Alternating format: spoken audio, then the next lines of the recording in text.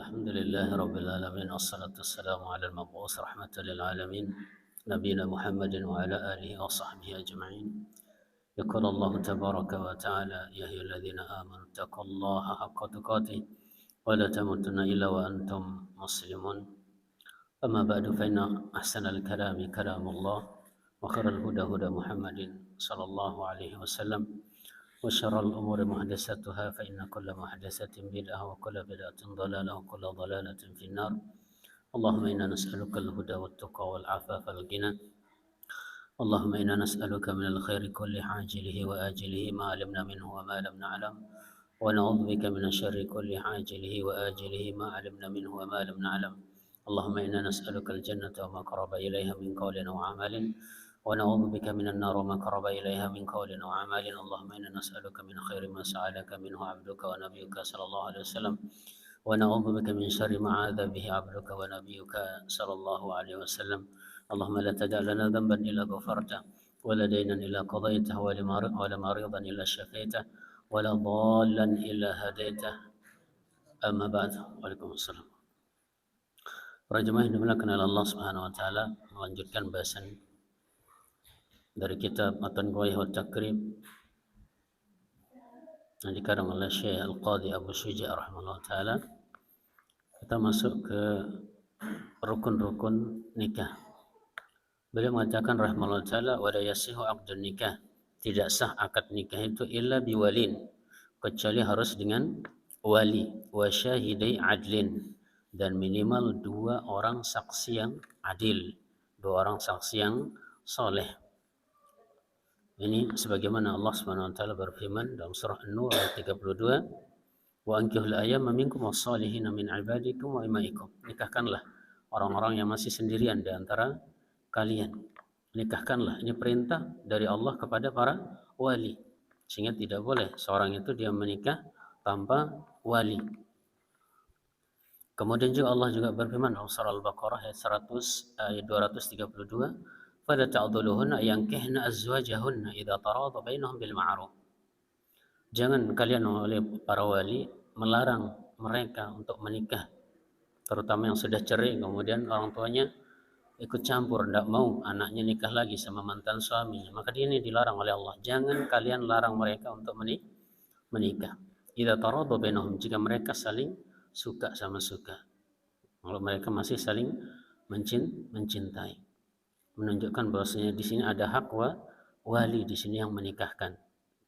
Jangan kalian para wali melarang mereka untuk menikah lagi. Kemudian ini juga dipertegas perintah wali ini dengan sabda Nabi sallallahu alaihi wasallam dari Abu Musa al-Asy'ari radhiyallahu anhu, bahwasanya Nabi sallallahu bersabda, la nikah illa biwalin. Tidak sah nikah itu kecuali harus dengan wali, kecuali harus dengan wali. Selama masih ada wali, tidak boleh kemudian kita datang ke pondok pesantren kemudian minta ustadznya nikahkan. Kenapa? Karena bapaknya tidak mau nikahkan. Maka seperti ini tidak boleh. Ya, bapak tetap harus diutamakan daripada ustadznya. Ya, selama masih ada alasan yang bisa ditolerir di sana. Nah, kemudian juga masalah wali, ini hadis yang lain. Hadis riwayat Imam Baihaqi dan disahkan Syalbani rahimahullah dalam Sahihul Jami'. Nabi SAW bersabda, la nikah illa biwaliin wa syahidai adlin. Tidak sah nikah kecuali harus dengan wali dan dua orang saksi. Terutama ini banyak pelanggaran dalam masalah ini, padahal ini adalah rukun nikah yang dilakukan oleh para TKI atau TKW, yang mana mereka ini menikah di luar negeri tanpa wali. Dia tanya siapa wali, tidak ada. Kemudian pulang-pulang tiba-tiba hamil. Suamimu di mana? Di sana. Siapa yang nikahkan? Ada ustadz-ustadz kita. Kita khawatir itu adalah ini kebiasaannya orang-orang Syiah yang mereka menjalankan nikah mut'ah, kawin kontrak. Yang mana kawin kontrak ini tidak butuh wali sama sekali, tidak butuh saksi juga, yang penting ada mahar. Jadi si wanita dibayar berapa sudah jadi. Maka ini nikah mut'ah yang diharamkan oleh Nabi Shallallahu Alaihi Wasallam sampai hari kiamat, sampai hari kiamat.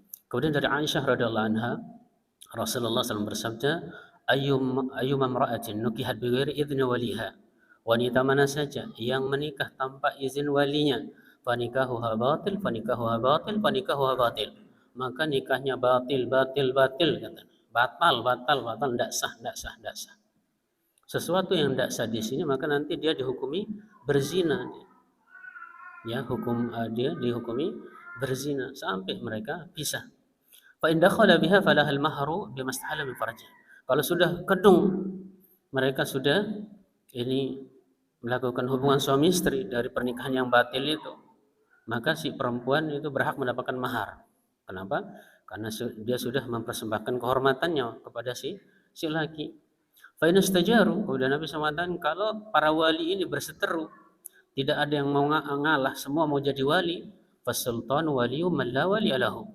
Maka di sini sultan, penguasa, dalam hal ini tentunya pihak yang berwenang, ya, KUA kalau kita atau hakim, maka dialah wali bagi siapa saja yang tidak punya wali. Ketika ribut wali ini, semuanya mau maju jadi wali, maka boleh di sini wali hakim. Ya, wali hakim supaya tidak ribut. Atau ada wanita yang tidak punya wali sama sekali, tidak punya keluarga sama sekali, maka boleh dinikahkan oleh wali hakim. Kemudian kata Syekh, wa yabtakirul wali wa syahidaini ila sittati syara'id. Kemudian wali dan dua saksi ini harus memenuhi 6 syarat. Yang pertama harus Islam. Harus Islam. Tidak boleh orang tua atau bapaknya menikahkan putrinya sementara bapaknya masih kafir. Tidak boleh. Allah SWT berfirman, "Wa la yaj'alallahu lil kafirin 'alal mu'minina sabila." Tidak ada jalan bagi orang kafir itu untuk menjadi wali bagi orang-orang beriman. Ya, jadi kalau ada wanita orang tuanya masih kafir, orang masih musyrik, maka di sini wali hakim yang menikahkan. Tidak boleh orang tuanya atau keluarganya masih non muslim untuk menikahkan mereka. Kemudian syarat yang kedua wal bulugh, balik. Kemudian syarat yang ketiga wal aql, harus berakal wali itu. Kemudian wal hurriyah, merdeka, wal dzukura, laki-laki. Tidak boleh perempuan jadi wali. Wal adalah, dan adil. Adil di sini maksudnya adalah orang soleh, bagus agamanya. Syarat adil di sini atau bagus agamanya ini diperselisihkan oleh para ulama. Sebagian mengatakan ini wajib, ini syaratnya wajib ini. Dan ini pendapat dari ulama-ulama Syafi'iyah dan sebagian dari ulama-ulama Hambali di sini. Dan juga sebagian ulama Malikiyah. Jadi wali ini harus orang yang soleh. Ya, kalau dia tidak sholat atau masih melakukan perbuatan maksiat terang-terangan, tidak boleh jadi wali. Ini menurut satu pendapat ulama. Kemudian sebagian berpendapat yang kedua tidak dipersyaratkan wali ini. Nah, ini pendapat ulama-ulama Hanafiyah dan juga mayoritas ulama Malikiyah dan juga pada salah satu pendapat dari ulama Syafi'iyah dan Hanabilah. Artinya ada dua pendapat di sini, tidak disyaratkan. Ini pendapat yang kedua. Kenapa? Karena di sini untuk mendapatkan wali yang adil atau yang soleh itu sulit. Karena lawan dari adil itu adalah fasik. Ya, lawan dari adil fasik. Fasik itu gimana? Tidak istiqomah. Sementara sulit kita dapatkan sekarang wali yang itu istiqomah, ya susah, berat. Ya. Sehingga di sini pendapat yang lebih kuat insyaallah tidak disyaratkan wali itu harus dia orang soleh dan istiqomah. Oleh orang yang masih melakukan perbuatan dosa besar, artinya itu diperbolehkan. Karena yang seperti ini adalah sudah sifatnya umum di masyarakat, sulit untuk mendapatkan wali yang betul-betul baik tersebut. Dan ini pendapat yang paling kuat insyaallah taala. Kemudian kata Syekh, wa awlal wulat, dan wali yang paling berhak. Nah, ini urutan wali. Wa awlal wulat, dan wali yang paling berhak untuk menjadi wali wanita pertama al-ab, bapak. Summal jad, kemudian kakek. Kalau bapak tidak ada, kakek. Kalau kakeknya masih hidup. Sebagian ulama yang lain, mazhab yang lain, ini mendahulukan kakek dulu baru bapak. Kalau ulama Syafi'iyah, bapak dulu baru kakek. Kemudian summal jad abul ab. Nah, jadi kalau bapak tidak ada, kemudian kakek dari bapak. Kakek bapaknya bapak. Bukan kakek dari ibu. Karena namanya wali ini harus dari keluarga laki. Keluarga laki, bukan keluarga perempuan. Bapak, kemudian yang kedua kakek, kakek dari bapak, sumal akh lil ab wal kemudian saudara, saudara laki-laki, saudara laki-laki si perempuan yang seibu dan sebapak, saudara kandung. Pertama bapak, yang kedua kakek, yang ketiga kalau tidak ada yang dua itu saudara laki-laki sebapak dan seibu atau sekandung. Kemudian sumal akh lil ab. Kemudian seterusnya kalau tidak ada saudara laki-laki sebapak dan seibu, saudara laki-laki sebapak lain ibu. Saudara laki-laki sebapak lain ibu. Apa bahasa kita di sini? Lainina. Tirik gitu ya. Oh, lainina. Baik. Sumab ibnul akh. Kemudian tadi bapak, kakek, kemudian saudara laki-laki, seibu sebapak atau sebapak. Kemudian setelah itu barulah ibnul akh lil ab wal anak saudara laki-laki. Berarti apanya? Keponakannya. Keponakannya dari saudara laki-lakinya yang seibu sebapak. Ya, keponakannya dari saudara laki-laki yang seibu dan sebapak. Kemudian summa ibnul akh lil ab. Kemudian setelah itu kalau tidak ada anak dari saudara laki-lakinya yang sebapak. Kalau tidak ada yang seibu sebapak, yang sebapak berarti keponakannya yang sebapak. Sebapak seibu dulu, kalau tidak ada yang sebapak. Kemudian lanjut baru kemudian sumal am, kemudian barulah dia ke paman. Jadi keponakannya dulu, baru paman, jangan dibalik. Paman dulu padahal ada keponakan. Bapak, kakek, saudara laki-laki, keponakan baru paman. Summal am, kemudian paman. Summa ibnuhu, ada tertib. Kemudian kalau tidak ada paman, barulah anak-anaknya paman. Berarti apanya? Misan-misannya dia. Misan-misannya dia. Di sini tidak disebutkan oleh Syekh di sini anak. Ada disebutkan tadi? Anak laki-laki. Kenapa? Dalam mazhab Syafi'i anak tidak berhak untuk menjadi wali. Kenapa? Karena di sini tartibnya anak itu di bawah ibu, bukan ke atas atau ke samping. Assalamualaikum. Sementara sebagian ulama yang lain, ini seperti ulama Hambali dan yang lainnya mengatakan anak bisa untuk jadi wali. Anak bisa untuk jadi wali. Mari kita lihat dulu dalil yang mengatakan anak bisa jadi wali.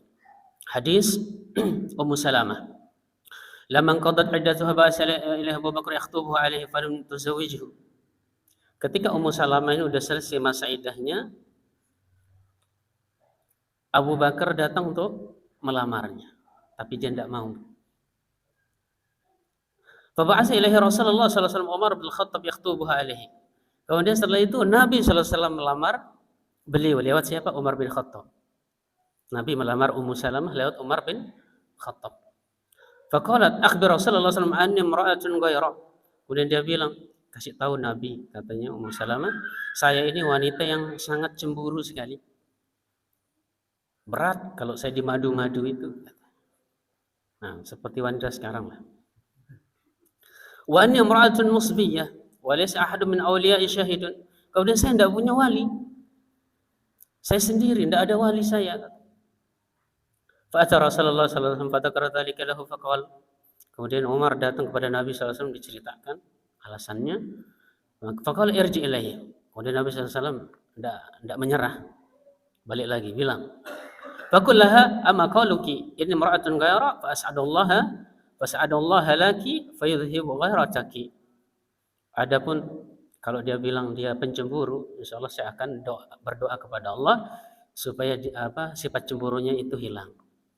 Nah, jadi di sini bapak-bapak nih kalau istrinya pencemburu itu jangan dilawan dengan kekerasan. Tapi kita berdoa kepada Allah supaya sifat itu hilang. Sehingga nanti yang kedua ketiga datang tidak apa-apa.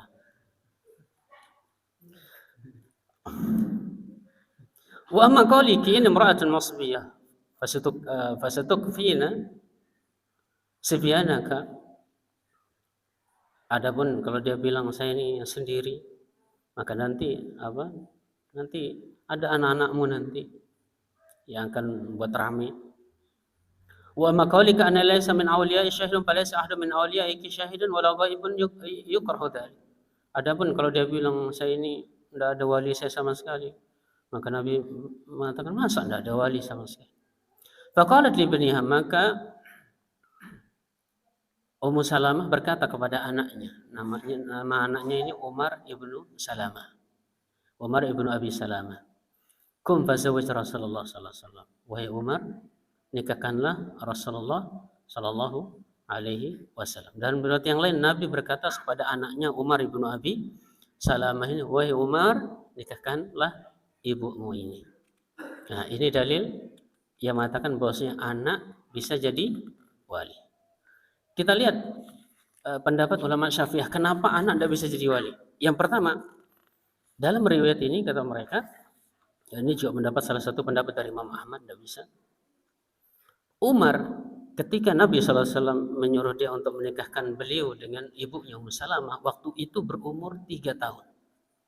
Umar ibnu Abi Salamah umurnya baru 3 tahun. Anak umur 3 tahun pantas nggak jadi wali? Tidak pantas. Terus kenapa Nabi SAW mengatakan, wahai Umar, nikahkanlah saya dengan ibumu. Ini sekedar untuk menghibur dia. Ini perkataan sebagian ulama. Ini sekedar untuk menghibur beliau. Si Umar ini. Yang kedua, kata ulama Syafi'iyah, Umar yang dimaksud di sini bukan Umar ibnu Salamah yang masih kecil ini.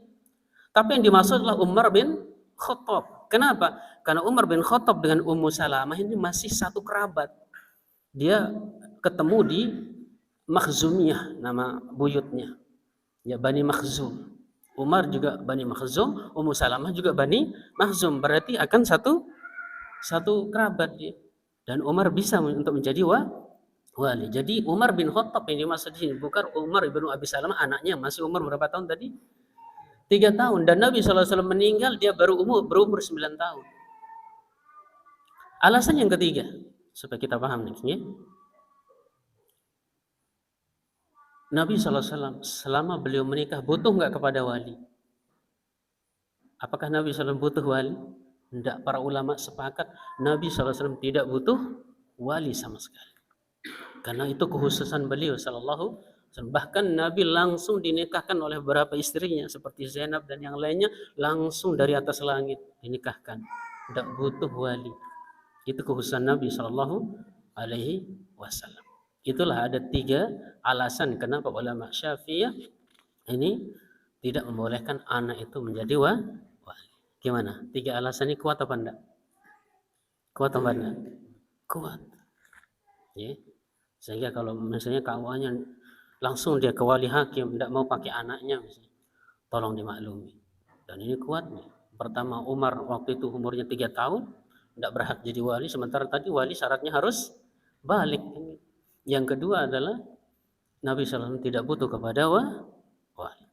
Jadi di sini kalau memang ada wali yang lain, jangan pakai anaknya dulu. Ini untuk mencari jalan tengah dari 2 pendapat para ulama. Ya, baik. Bisa dipahami ini, ya? Baik. Fa in udimatil asabat, kalau kerabatnya asabahnya tidak ada, fal mulil mu'tiq, maka kalau dia budak maka yang membebaskan itu jadi walinya. Summal hakim, kemudian hakim. Nah, kalau tidak ada wali sama sekali, maka baru hakim. Kalau dia langsung ke hakim, padahal masih banyak wali, maka para ulama mengatakan tidak sah nikah. Tidak sah nikah. Tapi kalau bagaimana kalau semua kerabatnya itu wali ini sepakat untuk memilih wali hakim karena mereka tidak siap dan grogi semua, tidak berani tampil di depan. Maka di sini kalau memang ada penyerah kuasa seperti itu tidak masalah. Tidak, tapi jangan sampai hakim ini melangkahi mereka. Nah, ini yang jadi masalah. Kalau masih ada wali dekat, tidak boleh memakai wali jauh juga. Ya, bapaknya masih ada, dia pakai pamannya, gara-gara bapaknya mungkin ngambek, gara-gara kurang pisukenya misalnya. Maka ini masih bisa apa? Artinya jangan dilangkahi. Ya, kecuali kalau misalnya bapaknya apa? Ya, hanya urusan dunia saja, tidak melihat urusan agama misalnya, sehingga dia tidak mau menikahkan, maka kita lihat dulu apa alasannya. Kalau dia bilang dia tidak, orangnya tidak sholat, tidak mau saya nikahkan, maka ini benar. Oh, dia ini masih suka mabuk-mabuk, maka benar. Ya, tetap bapaknya harus kita dahulukan. Ya, wanita mana saja yang menikah tanpa tanpa izin dari wali, nikahnya batil. 3 kali Nabi mengatakan batil. Ya, karena yang sebagian kita temukan ada sebagian ikhwan kita yang gara-gara calon mertuanya tidak mengizinkan, dia datang ke salah satu ustadz misalnya, kemudian minta dinikahkan. Maka ini tidak boleh. Nikah ini bukan main-main. Ya, kalau tidak, nanti hakim yang turun tangan di sini. Hakim yang akan memanggil bapaknya, bukan ustadznya yang tiba-tiba menikahkan dia diam-diam begitu. Ini masalah besar, tidak boleh. Okay? Karena ini masalah seterusnya, dia akan berkeluarga, dan hubungan apakah selama itu hubungannya dengan bapaknya akan renggang gara-gara itu. Dan ini termasuk memutus silaturahmi, lebih bahaya lain. Kemudian pembahasan terakhir pada malam ini, ya, pendek saja nih, karena ini kita mampir silaturahmi. Bagaimana dengan wanita anak hasil zina?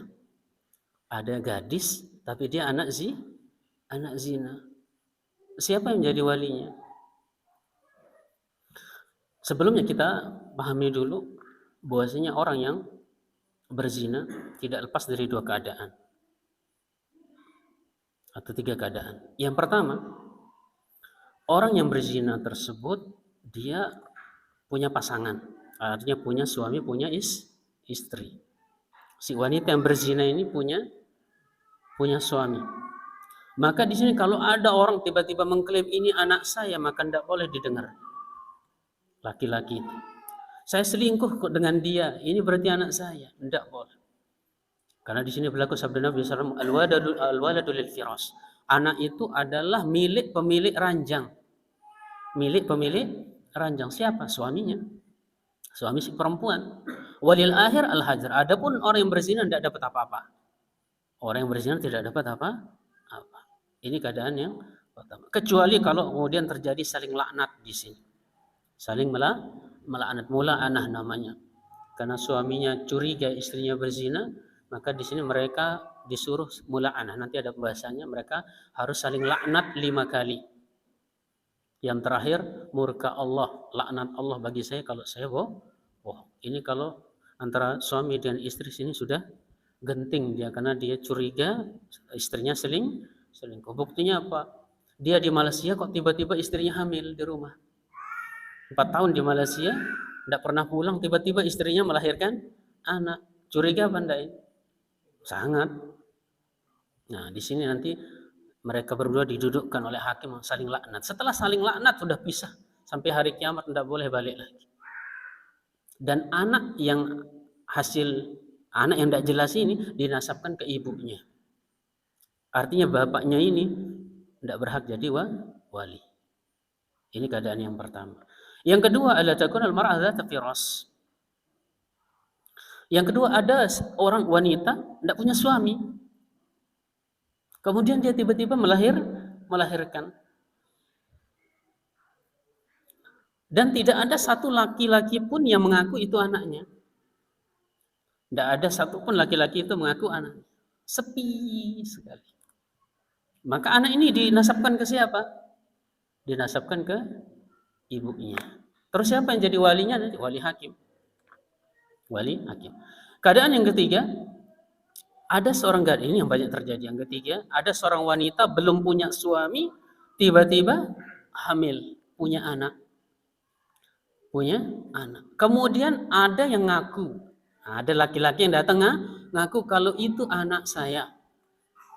Nah, ini yang banyak terjadi. Karena mereka menghalalkan pacaran, padahal pacaran itu namanya zina dalam Islam. Zina itu haram. Nah, status anak ini bagaimana? Apakah dinasabkan ke ibunya atau ke bapak? Nah, calon bapaknya ini yang ngaku itu. Nah, disinilah ada dua pendapat para ulama. Pendapat yang pertama, mayoritas ulama, baik itu dari Malikiyah, Syafi'iyah, Hambali, Hanabilah, mengatakan anak tersebut tidak dinasabkan ke bapaknya itu, laki-laki itu, tapi dinasabkan ke ibunya. Dalilnya hadis yang tadi, ya, hadis yang tadi. Kemudian ada juga hadis Amr ibn Shu'aib dari bapaknya dari kakeknya, qala Nabi sallallahu alaihi wasallam anna man kana min amatin lam yamlikha. Rasulullah SAW memutuskan bahwasanya siapa saja budak perempuan yang tidak ada pemiliknya, au min huratin ahara biha, atau ada perempuan merdeka yang dia berzina dengan seorang laki-laki yang bukan suaminya, fa innahu la yalhaqu bihi, maka si anak tidak dinasabkan ke bapaknya. Si anak tidak dinasabkan ke bapaknya. Hadis ini dihasankan oleh Syalbani dalam Sahih Abu Daud. Ini pendapat yang pertama, ya. Mayoritas ulama mengatakan si anak tidak dinasabkan ke bapaknya. Artinya nanti kalau menurut pendapat pertama, si anak perempuan ini tidak boleh dinikahkan oleh laki-laki. Laki-laki teman zina ibunya. Karena dia dinasabkan ke ibunya, bukan ke bapaknya. Adapun pendapat yang kedua, ini adalah pendapatnya Al-Hasan Al-Basri, Ibnu Sirin, Urwah, Nakhai, Ishaq, Sulaiman Ibnu Yasar, dan ini juga dipilih oleh Syekhul Islam Ibnu Taimiyah dan Ibnu Qayyim rahimahullah taala. Bahwasanya kalau ada wanita yang berzina dengan seorang laki-laki, dapatlah dia anak, maka anak ini tetap dinasabkan ke bapaknya, walaupun itu hasil perzinaan. Mana dalilnya?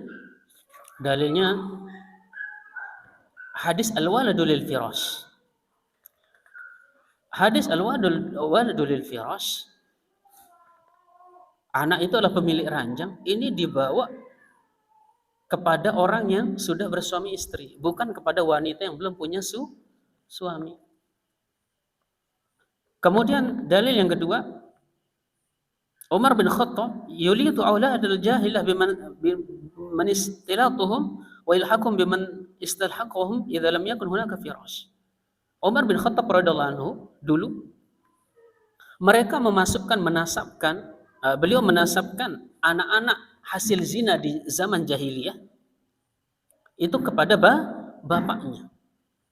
Ya, anak-anak hasil zina itu dinasabkan ke bapaknya disambungkan nasabnya oleh Umar bin Khattab ke bapak zinanya, Dan ini banyak beliau lakukan di zaman beliau. Dalil yang lain juga hadis muttafaqun alaih tentang kisah Al-Ghulam. Ya, ada seorang anak bayi bisa bicara. Bayi baru lahir, kemudian